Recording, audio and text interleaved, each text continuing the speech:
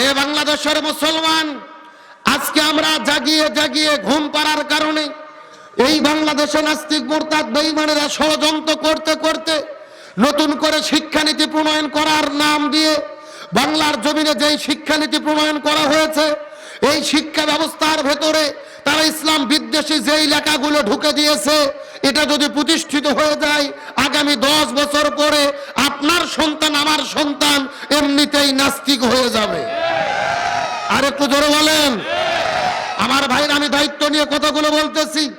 নতুন করে যে শিক্ষানীতি প্রণয়ন করা হয়েছে তার 6ষ্ঠ এবং 7ম শ্রেণীর বইয়ের ভেতরে এই নাস্তিক জাফর ইকবালের নেতৃত্বে এই শিক্ষানীতি প্রণয়ন কমিটি ঢুকে দিয়েছে। আমরা মানুষ, তারা বলতেছে মানুষকে আল্লাহ সৃষ্টি করে নাই, মানুষ সৃষ্টি হয়েছে বানর থেকে। আরো জোরে বলেন। এখন চিৎকার করে বলেন তো, আমাদেরকে সৃষ্টি করেছেন কে? আরো জোরে বলেন। দলিল কোরআনে আছে না নাই?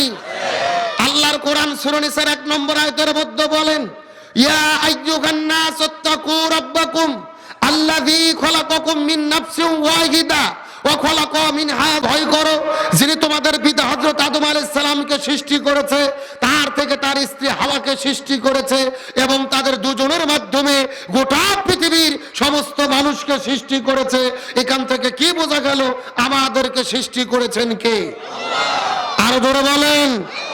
আল্লাহর কোরআন বলেন, ওমা খলাকতুল জিন্না ওয়াল ইনসা ইল্লা লিয়াবুদুন, আমি পৃথিবীতে মানুষ এবং জিনকে সৃষ্টি করেছি আমার ইবাদত করার জন্য। এখান থেকেও কি বোঝা গেল? আমাদেরকে সৃষ্টি করেছেন কে? আল্লাহর কোরআন বলেন, ওয়াইদ ক্বালা রাব্বুকা লিল মালাইকাতি ইন্নী জাইলুন ফিল আরদি খলিফা, আমি হযরত আদম আলাইহিস সালামকে খলিফা হিসেবে পৃথিবীতে প্রেরণ করেছি, তার এবং তার স্ত্রীর মধ্য থেকে গোটা পৃথিবীর সমস্ত মানুষকে সৃষ্টি করেছি। এখান থেকেও কি বোঝা গেল? আমাদেরকে সৃষ্টি করেছেন কে? আল্লাহ। এইরকম ভাবে 1 নয় 2 নয়, কোরআনুল কারীমের অন্তত 100 আয়াত কারিমার ভেতরে আল্লাহ সরাসরি মানব সৃষ্টির রহস্য উদ্ঘাটন করে পরিষ্কার করে দিয়েছেন। আল্লাহ বললেন আমাদেরকে তিনি সৃষ্টি করেছেন, আর বাংলাদেশের কথিত নাস্তিকেরা বলতেছে আমাদেরকে বানর সৃষ্টি করেছে। আপনারা কারটা বিশ্বাস করবেন? আরো জোরে বলেন। আমাদের পিতা হলো হযরত ইব্রাহিম আলাইহিস সালাম, আমাদের পিতা হযরত আদম আলাইহিস সালাম। আমরা আদমের সন্তান, ইব্রাহিমের সন্তান। কোন মুসলমানের বাচ্চারা বানরের সন্তান হতে পারে না। একমাত্র বানরের বাচ্চারাই বলতে পারে যে মানুষ বানর থেকে তৈরি হয়েছে। আমরা বলতে চাই, এ নাস্তিক জাফর ইকবাল, আমরা বানরের বাচ্চা নই, তুই বানরের বাচ্চা। তোর বাবা বানরের বাচ্চা, তোর দাদা বানরের বাচ্চা, তোর 14 গোষ্ঠী বানরের বাচ্চা। কোন মুসলমানের সন্তান বানরের বাচ্চা হতে পারে না। শুধুমাত্র কি তাই?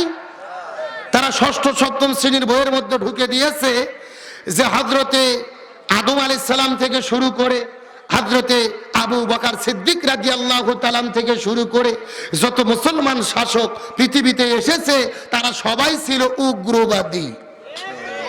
নাউজুবিল্লাহ বলবেন না?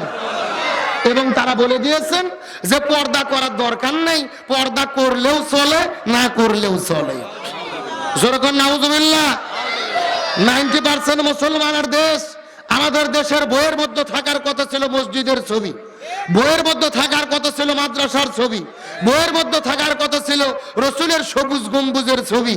কিন্তু তারা মসজিদ মাদ্রাসা সবুজ গম্বুজের ছবি না দিয়ে বইয়ের মধ্যে ঢুকে দিয়েছে মন্দির, গির্জে আর ফেসার ছবি। নাউজুবিল্লাহ বলবেন না?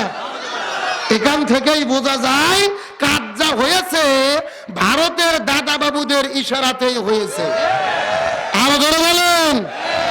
আর আমার দেশের কোটি কোটি টাকা খেয়ে ভারতের দেওয়া তন্ত্র মন্ত্র অনুযায়ী এই জমিনের মধ্যে কোন শিক্ষানীতি বাস্তবায়িত হতে দেওয়া হবে না। আমরা যখন শুনি আমার দেশের প্রধানমন্ত্রী তাহাজ্জুদের নামাজ পড়ে, আমাদের ভালো লাগে কি লাগে না? আমরা যখন শুনি প্রধানমন্ত্রী কোরআন তেলাওয়াত করে, আমাদের ভালো লাগে কি লাগে না?